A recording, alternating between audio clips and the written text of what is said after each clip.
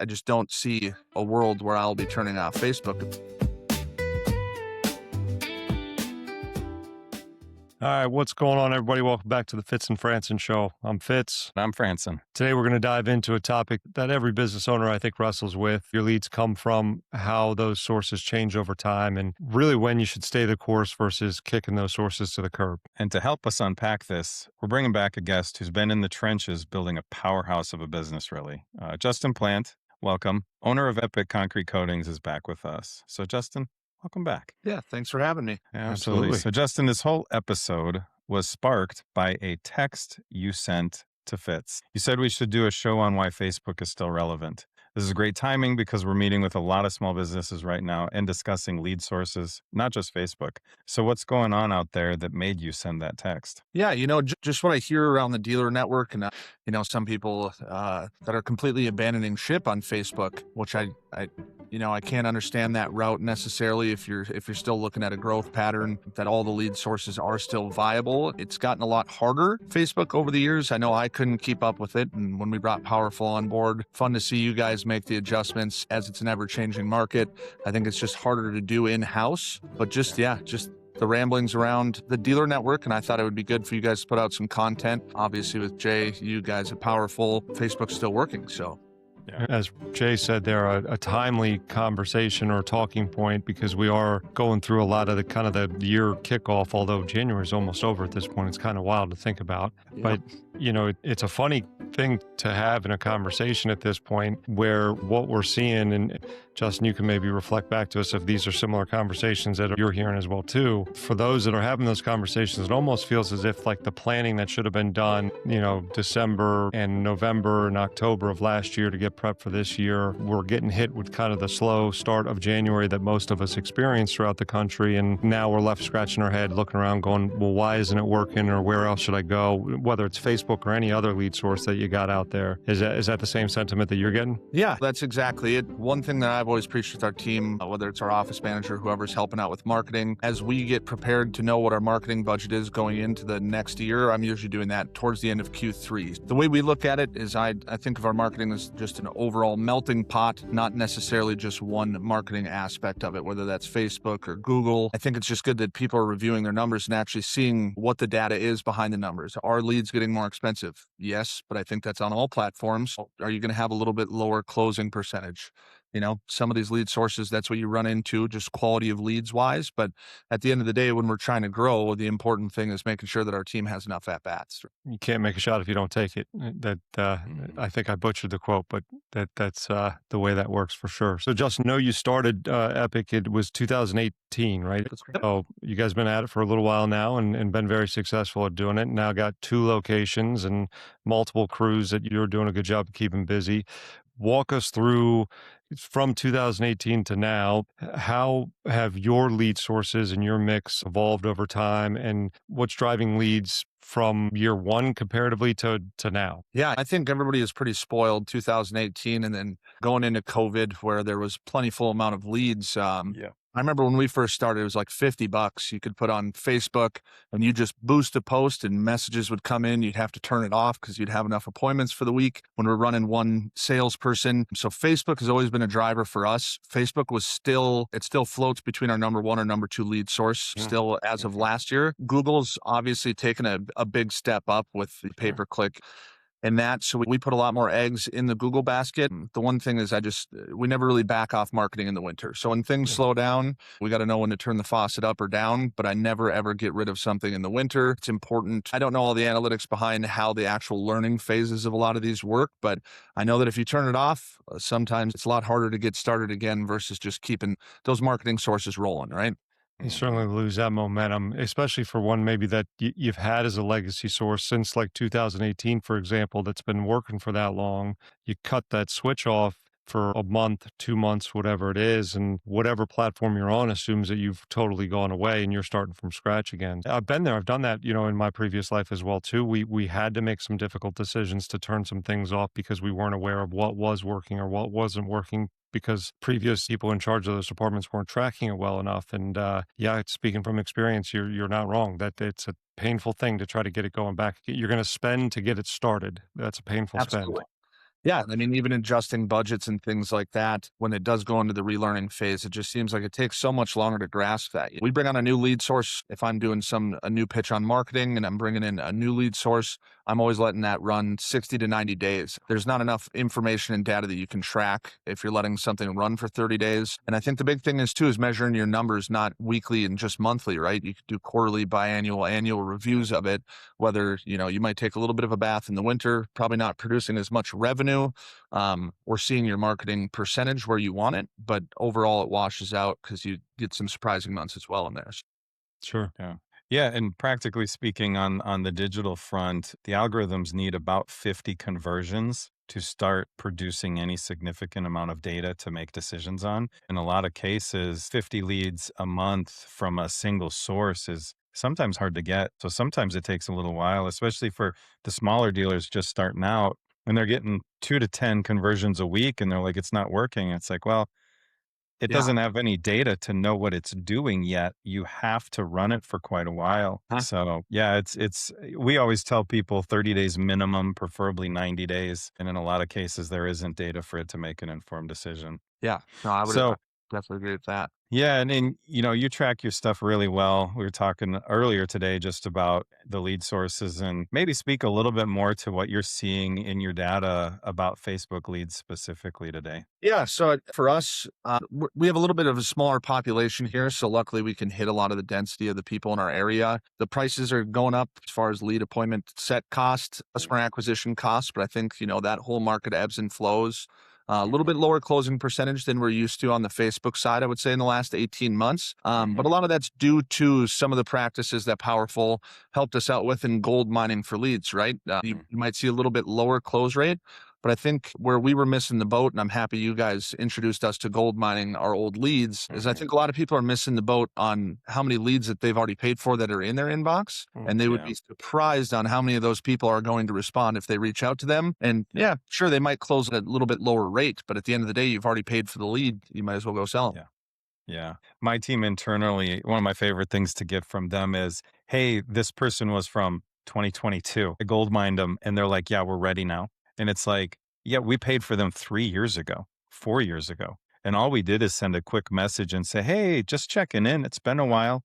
Looks like we talked about a garage 3 years ago. And then they're like, oh gosh, I totally forgot. Yeah. And I mean, accurately track those numbers if you're looking at your closing percentages and seeing what revenue it produces. If you're not gold mining and diving back into that lead bucket, making sure you're taking advantage of those, that's going to sway your numbers. So diving back into those and at least getting those appointments set, getting everybody good at bats, right? We're still vetting the leads, making sure that they're, we get them warmed up and that it's going to be a good at bat for our salespeople. But I think it really will sway your data for sure. If you start digging deep into that bucket and grabbing some of those leads that you've already paid for those messages, it's going to sway your percentage marketing for sure. Yeah.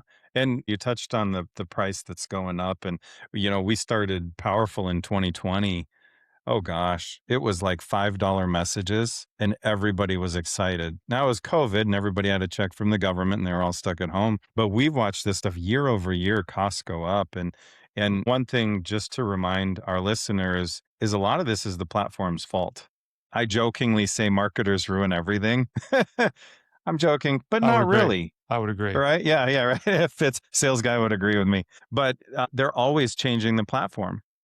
Yeah. And it's like, hey, you go here and click this button. The button's gone. The button used to be there. They changed recently. It used to be lives in as a targeting option. They got rid of lives in and it's lived in or has recently been in. Yeah. So now all of a sudden Facebook is saying, I got you 15 leads. And you're like, yeah, but 8 of them don't even live in my area. Right.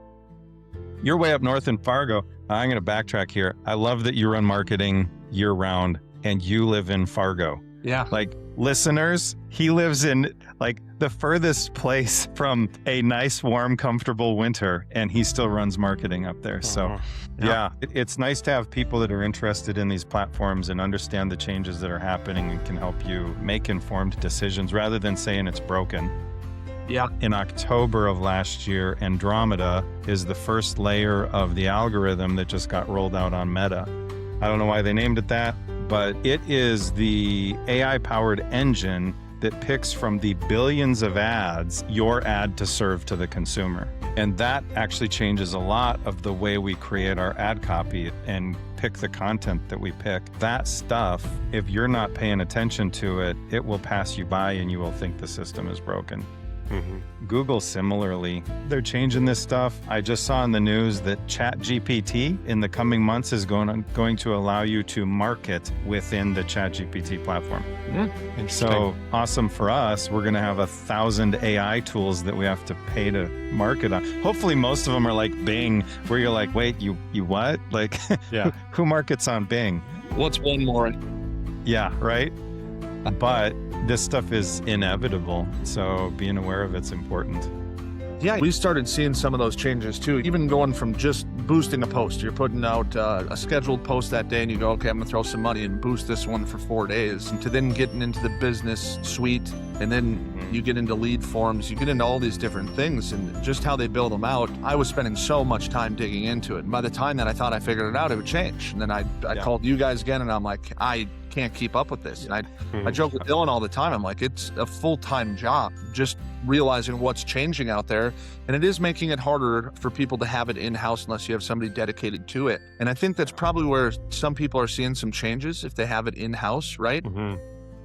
When we made the jump to go over to you and gave you guys both our offices and how we have that set up, realistically, it started saving me money because it's way less trial and error because you guys are already on top of it. You're trying it in different markets. You know what's working, where you're not throwing money at the wall and seeing if it sticks. It's transparent. You guys share your numbers, but at the end of the day, it's converting at a higher rate than if I was to keep it in-house. And I'm not a big tech guy when it comes to that stuff, so I think let the shoemaker make the shoe on that one. But it's tough to keep up with, and it's definitely challenging to have in-house, but it's still working. There's definitely an efficiency gain when you got, a partner that can be on top of it every day, right? Even if you're spending a little extra money to have somebody outside the building, and when you start really doing the numbers, I haven't done it myself, you end up not actually spending extra money because you don't have the overhead of the payroll tax and all of the other things that go into what it would take to have somebody there. And then also the management and the day-to-day that you got to maintain for that person as well too. But the replacement of somebody that is watching and this is their only thing that they do, versus the temptation of having somebody in the building and going, well, I see they're not doing anything for this hour. Maybe I should give them some other tasks that take them away from it. And in today's world, we're talking a lot about AI and all of these other things. There's a lot of our clients and people we talk to that believe like, well, I can set and forget it. I can boost the post and I can leave it alone and not pay attention to it. And, you turn around at the end of a month and go, well, the lead source didn't work. It's like, no, you didn't work the lead source the right way. And that's the challenge. And now all of a sudden this source is getting blamed for it. It's funny. So Jay, Justin and I were talking, I think it was this morning, about this in the concept a little bit about like spending through slow times or the costs going up. And we made the joke, like it doesn't make sense to either of us that people just shut things off. Like it's the equivalent of saying like, well, I'm not going to fill my gas tank up anymore because gas is more expensive than when I started driving. I'm just going to say when I was 16, because it was a long time ago now at this point. Right. But, or like, like we no longer buy eggs because eggs are like massively expensive. Like, yes, would I like them to cost less? Absolutely. But I still got to get to work. I still got to make breakfast for my kid in the morning. Like I'm still going to make those purchases. So it's an interesting thing to, have top of mind, but make a decision to go in a direction that makes it more expensive because you're not bringing revenue in on top of not spending the money. You mentioned that you thought maybe people don't really understand kind of the full value, right? I think people kind of see one thing. I spent money and I got not enough in return. Can you maybe talk about that misconception that you and I were discussing a little bit and how maybe that can impact other areas too? Yeah. So, I think a lot of people look at it nowadays. The nice part is that every day we're getting more analytics, right? There's different ways to tie your pages and get the analytics of where the traffic is actually coming from. And I think where some people are missing the boat with Facebook, it's not just about the person that sent you a message or the lead form that got filled out. Relatively, even if you're not going to use it as one of your main marketing sources, putting some money behind it just to stay out in front of your audience you're going to drive a lot of people to your website just by seeing that. We did a test pilot, I know, this summer, and I go, hey, let's link our website in the bottom of every Facebook post. And you could tell, like just off our data, I could look over it week after week and I go, okay, these 2 weeks analytics, we put our link to our website in every single post. And then, a lot of people are going to say, well, that was Google, or, that goes towards my Google bucket. But realistically, I think all this stuff is driving more and more to your website. People are going there for more information, right? We're shouting out our crew on Facebook, sharing some nice before and after photos. But if they want to get in the thick of it, they're going to find the information on your website. Same thing with PPC leads, right? You have a landing page and then you go, man, we didn't set that many leads off the actual landing page for the PPC. Well, if you look at the numbers behind it, there was a ton of people that clicked on that, but they wanted to learn more about your product. They clicked on your website link and then filled the form out on your website versus the landing page with the fill form, right? So, it's tough, but it's getting easier. I think there's a lot of analytics and numbers that we can look at. Sure. But I think it would surprise some people if they saw it, where these marketing sources are driving people to the website or what other sources you have. And there's certainly ways to track all this stuff. There's no doubt about that. There's more and more tools that can link these things together. And you guys, kudos to you for putting something in place to, I think, prove it to yourself. You weren't looking to disprove it. I think you were looking to prove that I'm spending in the right place, which, if I could give encouragement to anybody listening, go at it with that attitude first. Try to find a reason that it is working in a different way. But Jay, this is kind of the concept that we've been talking about here lately, about lead sources become maybe legacy lead sources, or the life cycle of a lead source. It's going to change and mature and grow and produce in different ways over time. It may not be a primary direct driver, or you might not see continual direct results from it the way that you did before, but you take that pillar away and you've just taken a crucial component of the whole ecosystem away, so to speak, there. That's true. It's kind of like a veteran player on a sports team where they might not be scoring all the points, but they're making assists, they're mentoring younger players and stabilizing the whole team. I can't remember the guy's name, but in the NBA, there was a player that teams would fight over, but he sat on the bench. He was such a value add to the culture that people wanted him on the team. It's easy to make sports analogies, but Facebook might be making the assist for Google search, or it might be a referral. Some of our favorite stories that we hear over here at Powrful is, man, you are everywhere on Facebook. I can't get away from you. But they did that on the phone. They called the office. They didn't do it through Facebook. They didn't fill out a message campaign or lead form. It's definitely this idea that, back to the very beginning of this, track your numbers and follow the customer journey and ask great questions on the phone. How did you hear about us? And even follow up with, hey, curious if you see our ads on Facebook. If they tell you it was Google, or they tell you it was a home show, and just say, are you seeing us other places? We'd love to know. Justin and I talked earlier about another great tool called GA4. It's Google Analytics. And Microsoft recently released a free tool that you can put into your website called Microsoft Clarity. And you can have these tools pretty easily accessible, and you learn how to monitor them. And I was looking at Omega's website data on Google Analytics, and it was something like 14% of all website traffic came from Facebook. Now, you can't tie that to the results on the website, but it's good to know. And then you feel better when you feel like your Facebook leads are expensive. Yeah, but you're getting more Google leads, and those are great. Right. So let's spend both. One thing that, if I could give some advice on it, on the marketing side of it, I think when people start looking at the numbers, I think they get a little bit too fixated on just a specific lead source. At the end of the year, your whole bucket should be a melting pot. And yes, do we want to hit our KPIs or our goals on marketing? Absolutely. One source might go up a little bit, but like you said, how much traffic is going to that website?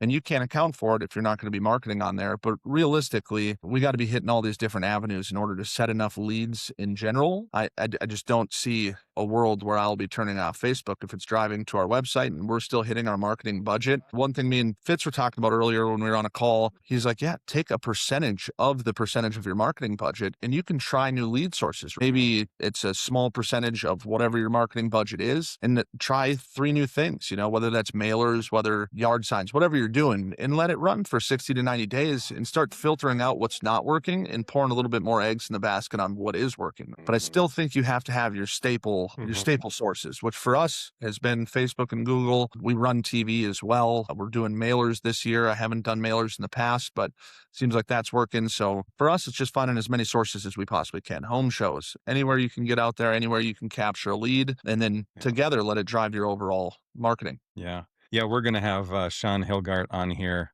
next week. and he's out in Idaho. He said he set up a booth at an Easter egg hunt event and sold like $20,000 worth of floors. I saw that. Yeah, I thought that was great. Yeah, I mean, we do that. Car shows, I mean, there's still a ton of cheap shows that you can get into, right? And if it's slow, so be it. If you're spending $400 to get in a show and you got to have somebody sit there for 3 days, you sell one job, you're paying for it, right? At the end of the day, you're getting that exposure as well. And we hit all home shows. You know, when the people are walking around those shows, though, the reality of their want or reason or the consistency at which they stop has a lot to do with the training and the effort that goes into getting that event staff ready to go for them. There's no doubt there. However, there's a huge assist that comes from the wide net that we're talking about today that's cast before they even showed up to whatever that Easter egg hunt, for example, right? Without having mailers that are consistently in mailboxes or Facebook ads that are, on their feed consistently or TV ads in your area, they may not be able to pinpoint where they are familiar with you from, but there's a familiarity with the logo, with the color scheme, with whatever it is that is consistent in those ads across all of those platforms, that as they're walking down, they go, that looks interesting. They seem like a good place for me to stop and talk. If you do events and you go, they don't work,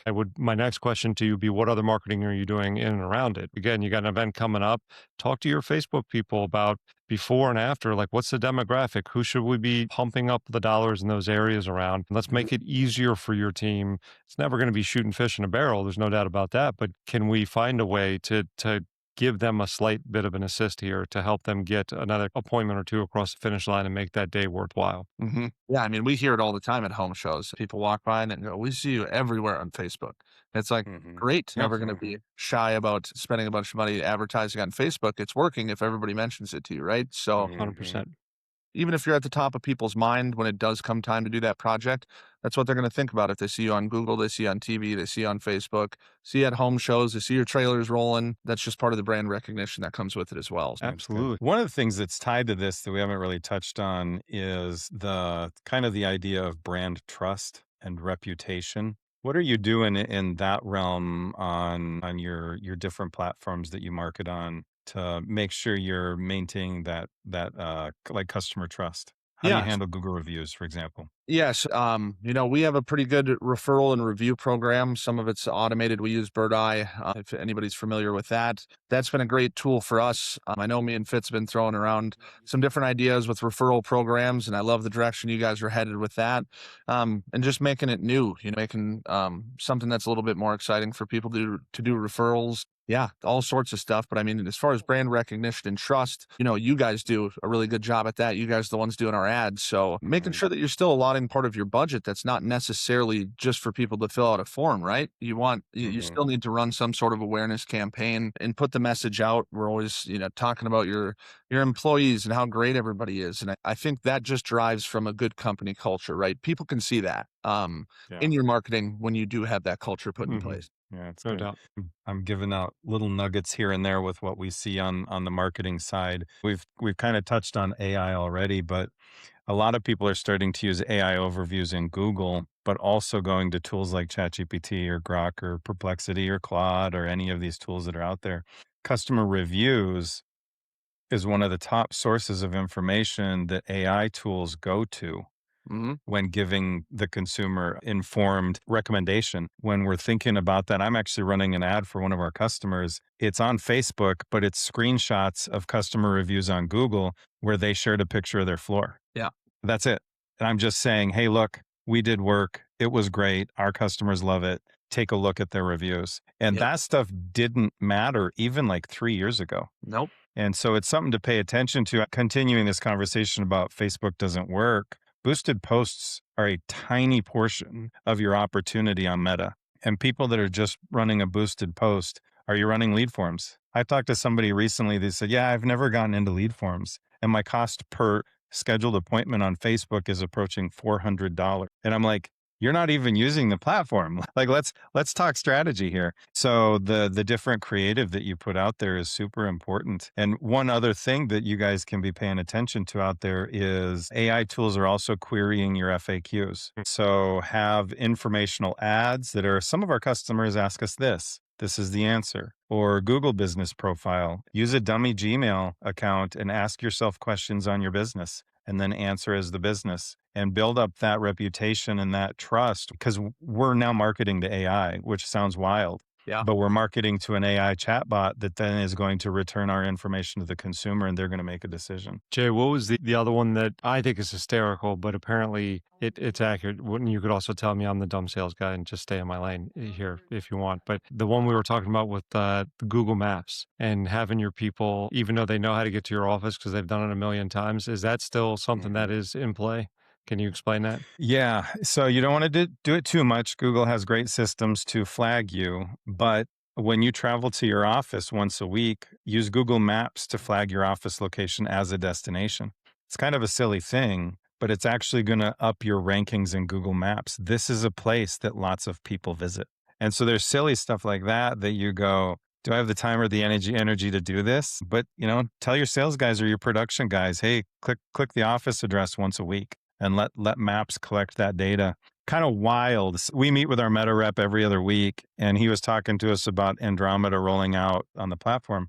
And he told us that Meta has 50,000 data points on every Meta user. I'm like, there are not 50,000 things that are interesting about me. Like, how on earth do they have 50,000 data points about me? But so when you take that into context, Google, Facebook, all the social media platforms, TikTok, etc., they are perpetually collecting every single piece of information about you that they possibly can. And so even where you go on Maps, we laugh about phones. It's like, I want a new pair of pants. And I'm like, hey, find me new pants. I don't have to search it. My phone is going to start serving me ads for pants on Facebook. Right. And so having that information out there and perpetually feeding the system is important. Yeah, and it's a lot of those small things. I think that we get overwhelmed with as business owners when you're wearing a lot of hats and, you have a call with you and you're telling me about AI and how keywords are changing and they're going to all these questions. And I'm like, man, if I had to think about all that stuff all day, it gets overwhelming, right?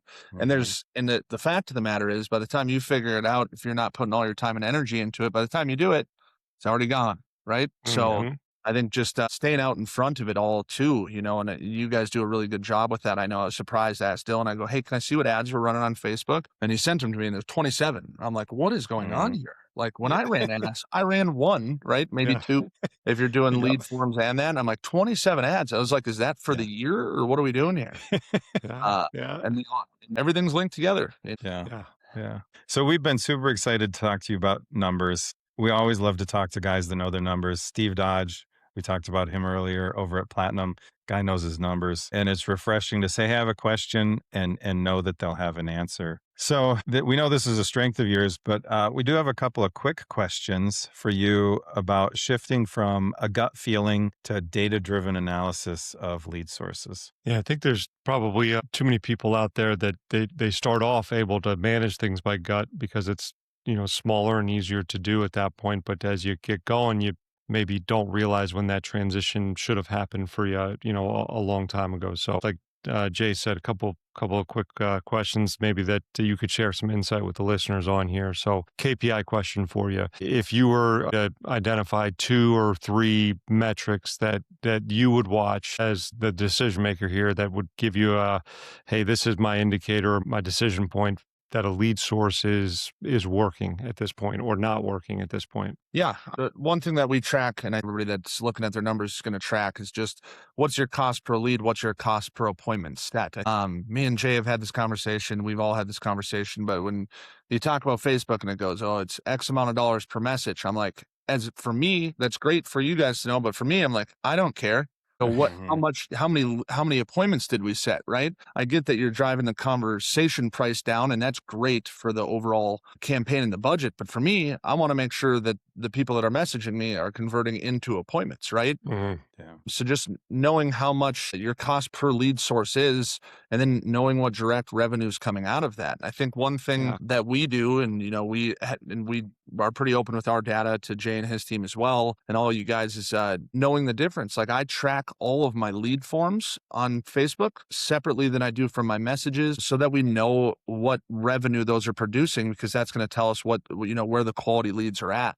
So I think, vetting your leads, making sure that you're giving your sales team good at bats, but knowing your cost per lead, knowing your cost per appointment, and you got to know your overall customer acquisition. I think that's very crucial. And you can benchmark it against other advertising leads that you get, right? If you're going through Google, yeah, it might be a little bit different. Sure, Facebook went up. Is it still more than your Google? How much are those leads costing you? What's it for revenue? Even if you're closing a little bit less, if it's producing more revenue and you got the sheer lead volume there, that's what you need to be looking at. I'll share a quick story. It's marketing and sales, Jay, and I kind of have fun with that a little bit, and cats and dogs. But there was a previous life and position I was in, running a sales team for an organization, and our marketing leader for our market. We're having a meeting, and the general manager of our office says, this lead source, our cost per appointment, is out of control. We need to cut our spend back. And I immediately went, whoa, hold on. Don't you dare take those leads away from us right now. And we were closing them. Our overall close rate as an office was in the low 30s, and we were closing that lead source in the low 40s. It was one of our better close rates, and it had the highest average job ticket for any of the lead sources that we had. And as soon as I started chiming in marketing, a marketing person was, yeah, absolutely, thank you. Like, I was going to say the same thing. It's painful for me to write the check at the beginning of every month that, for that lead source. But what we know is it's going to produce maybe lower hits, but they're all home runs, right? Lower number of hits, but every single one of them is a home run. And then, yeah, we could go get a bunch of lead aggregators to get us a bunch of leads at really cheap cost. We're never going to see those people, and we hardly ever sell them. And if they're buying, they're buying parts and pieces of what we actually do. So it offsets all of those costs for sure. Stopping at just lead cost, which I think far too many people do, is a very dangerous game to play as well. Yeah, I would agree with that. I think a lot of people look at it, and that's what they're looking at. How much is it per lead? Realistically, like you said, what's your closing rate on, and what revenue is it producing at the end of the day? Even if it's a little bit lower, and that doesn't mean that it's underperforming, right? It's probably doing its job. And I think each lead funnel that you have has a job to do, right? And they're not all the same. They're not all the same at bats. They're not all the same cost either, right? Yep, Yeah, absolutely. that's good. Now, we've talked about a lot today. So I have a question for you. Have you ever had to completely reinvent how you've used one of your marketing channels? Yeah, we did a couple years ago when we still had Facebook completely on our own. And then we started getting into the business suite, and I was doing the same thing. I was using 4% of what Facebook was capable of, because boosted posts were just rolling, right? And then you start getting into lead forms, and getting in the back side of the business suite was a whole different realm, right? And we dove into that. I think it cost us more money to try to take it on ourselves, just because it was such an overwhelming amount of stuff that we had to learn that was new, really rebuild our Facebook, being that, it wasn't the day and age of throwing $50 in and you had appointments for the weeks anymore, right? And I think Meta sees that as well. That's why they're always changing. They're making sure that people are staying up to date with all the changes that they're making, and then that's what's driving the algorithm on it, right? So for us, it's an absolute no-brainer with having you guys teamed with us and being able to review everything and look at it. Well, realistically, we weren't getting as many messages. Our appointment set rate might have been a little bit higher just because we were only doing boosted posts. But once you start spreading that out and really utilizing Meta for what it is, there was so much more in-depth stuff that was involved that I just wasn't aware of, and I honestly just didn't have time to keep up with. For sure. Well, I know too, we've talked about a lot of stuff, and casting a wide net is important here for sure. Making sure you got the sources that are feeding each other. But you mentioned something earlier that I think is important, that I think a lot of us at some point at least overlooked, and if not, we're currently overlooking, which is you have a good pool of customers that you've already paid for that are in your database, as far as leads that never converted into appointments, or there's also ones that you've gone and seen and not converted into sales. And then you guys have a great reputation as well too. But I know you, and I've worked with you and talked with you a lot. You're pretty intentional. Do you plan a budget around, we need to capture X% of our revenue from repeat referral business this year? What's the intentionality as far as how you go after that? Yeah, so I do set a goal for what we want for referrals. It's different. I have a goal here, a goal in our South Dakota office, being that that's a little bit newer. As these marketing prices are going up and these leads are getting a little bit more expensive, realistically, the best way to balance all of that is your referral program. The more people that are chatting and can bring you more leads, we've tried a bunch of different referral methods, but setting goals for it, I think, is very, very important because you have something to look forward to, or to be able to look at. And I think that's where a lot of things slip through the cracks. Once a month, I send our sales pipeline to all of our salespeople and I make them call everybody from the beginning of the year. If they've already demoed a job, we already paid for that lead. We've already paid for the appointment that we set. We got to go back and chase those too. At the end of this year, I printed out their sales pipelines for the entire fiscal year of 2025. And in December, one of my reps in Fargo, in the first 15 days, sold 8 jobs, and they were all from March and April, right? And we had been following up with that customer all year. But as the world turns, we have to do, if you're doing a price increase over the winter just for cost of living, things like that, and tell them, hey, this price is still great. We can install it even for spring, right? We use a lot of that for our pre-sale method. Like, hey, we visited you. We'd be happy to hold that price. And maybe you got to throw them in a little bit of extra incentive or something. But I think everybody's going leads, more and more and more. Well, we got to look what's under our feet first, Yeah. And I think that's something that Jay made us aware of. And I spent the weeks, that's me and our office lady, tagging everything in Facebook and organizing it. And that's the one thing, you can't let that get away from you. If that's not organized, and Jay gets after us once in a while, he goes, make sure you're using the same tags as we're using. And I'm like, I don't do the tagging, but I understand it. So keeping them organized and knowing where you have to follow up. Builder Prime does a great job. You have a call queue every day. You can automate a lot of your follow-up as well. There's just so many little things that I think people overlook, and they just want more new leads. And there's a lot of practices, a lot of best practices that we can be utilizing now for stuff we've already paid for. It's a great point, and what you're describing there, I think, is a world that we've built for our reps too. So as leaders, owners, marketing directors, we're constantly, I need more leads, I need more leads, I need more leads. Our salespeople have that same mindset too. They're going to show up tomorrow expecting new leads. It's funny, Jay, you and I have talked to a lot of, our guys do a great job of follow-up, right? And maybe on the ones they think are going to close, but they're really not very good at that as far as predicting goes, right? They're pretty terrible at it for the most part. And they also lose steam pretty quickly because you're fighting to get them new leads constantly and handing them over to them every single day. And all of a sudden, the Joneses that they met with on Monday has been washed out by 10 new leads that you've given them by Saturday, right? I think the thing that is really eye-opening for those that have kind of entered into some of these programs that we're building out and helping dealers with, the response rate from these homeowners that you've already met with and spent time with that have said, hey, we're still interested and we want to go ahead and move forward. And to your point, you've already spent money on it. Even if you kick in an extra, a couple bucks to get the job across the finish line, it offsets your cost of marketing. You already lost dollars on it.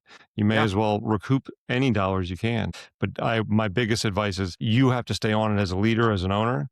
If you're trusting that your salespeople are following up diligently on every single lead that you paid for, not them, you paid for it, you're wrong. You're wrong. Yeah. And once you start doing it, that's part of our sales culture here, right? Like once you implement something like that and you harp on it, you make sure that everybody's doing it. Of course, they're going to get annoyed that you're bringing it up every week at your hour sales meeting. And then they do it after a couple weeks. They go, oh, I sold 3 jobs that I bid last February. And you're like, Then next thing you know, they're sending you a spreadsheet. They're like, here's all the people that I'm going to call. Here's my commercial list. And I have them break it down, right? So I make sure it's really organized. So when I start going into winter, it's really cold here. So I'm looking for commercial works. A lot of the times when people are like, well, we're not going to install a ton of garages or we're getting rid of a couple of our crews for the winter on the residential side, that doesn't mean you have to get rid of all of your marketing budget for that. Jay knows how we do it here. I turn the faucet up at the end of the year and I add to our marketing budget for commercial work. But I also, at the same time, when I start doing that, I add more money in to start doing spring pre-solds. And I think that's what's been a really big game changer for us. We've done it for 4 years, but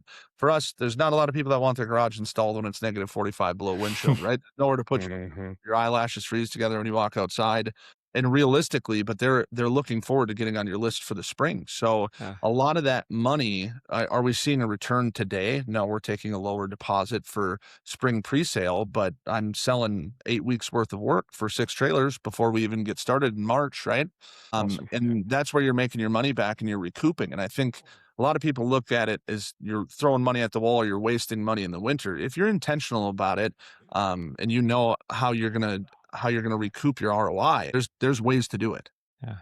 I got to be honest with you on a side note. I'm a Southern boy down here in Richmond, Virginia. I don't know how the hell you guys do it up there in the Yeah. frozen Great White North of Minnesota and North Dakota. We're supposed to get almost 2 feet of snow here this weekend. And I told my wife, like, we pack up the house, we got to go further south. This is not good. Mhm. So, yeah, no, you would not be coming into my garage at -45. I'm not going in the garage, -45. Right. Very cool. Yeah.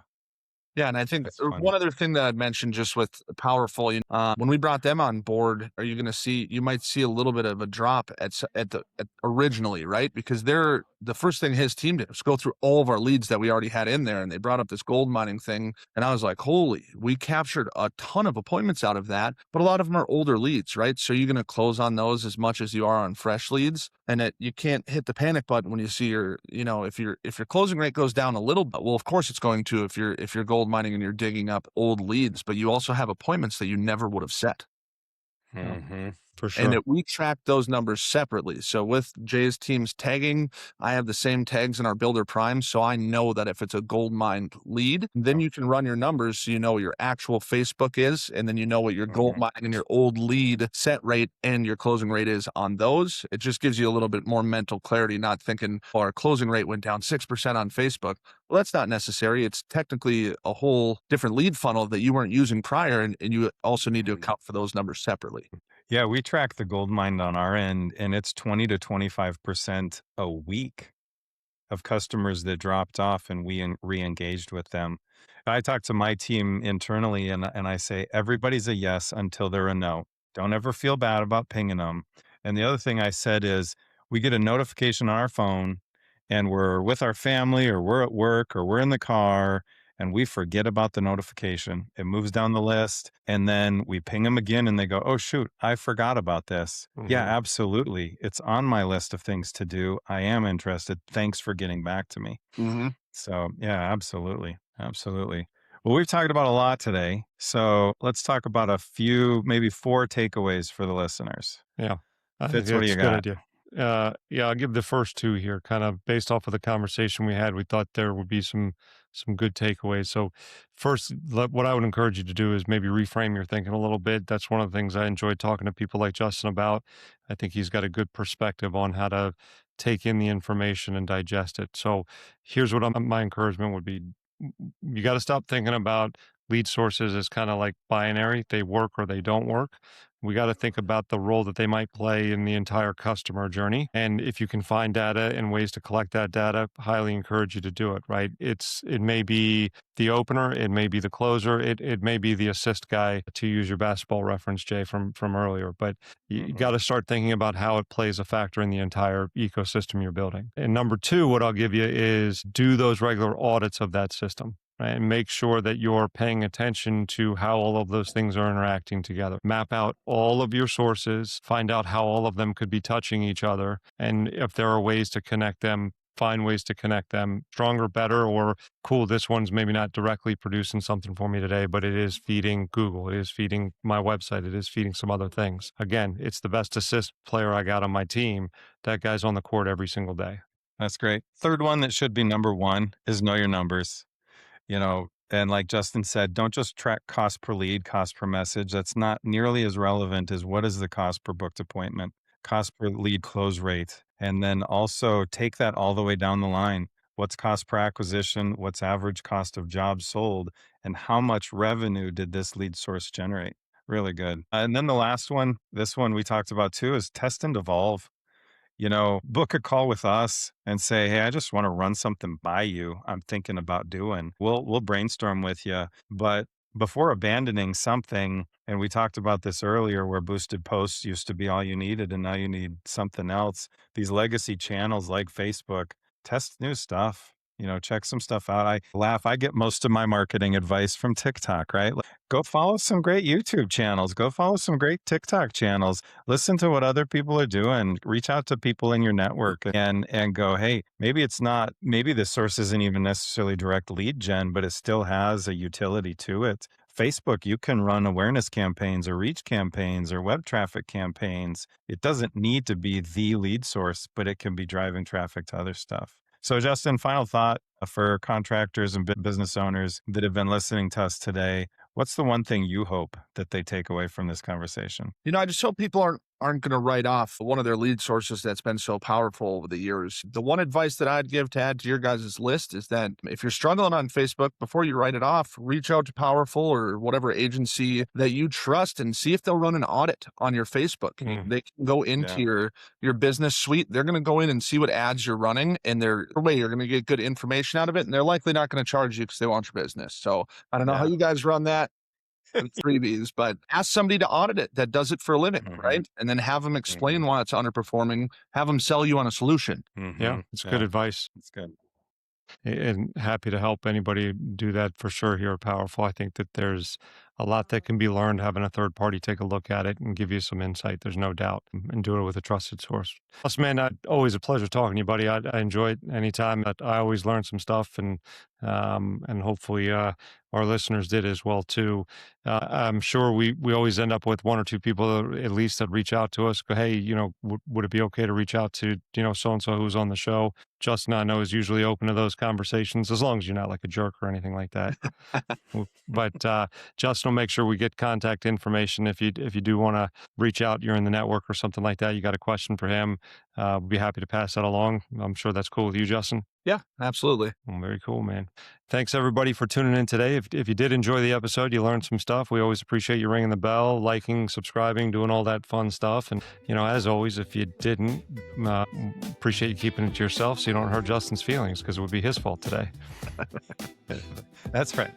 So we'll see you next time on the Fitz and Franson Show. Happy hunting, everybody.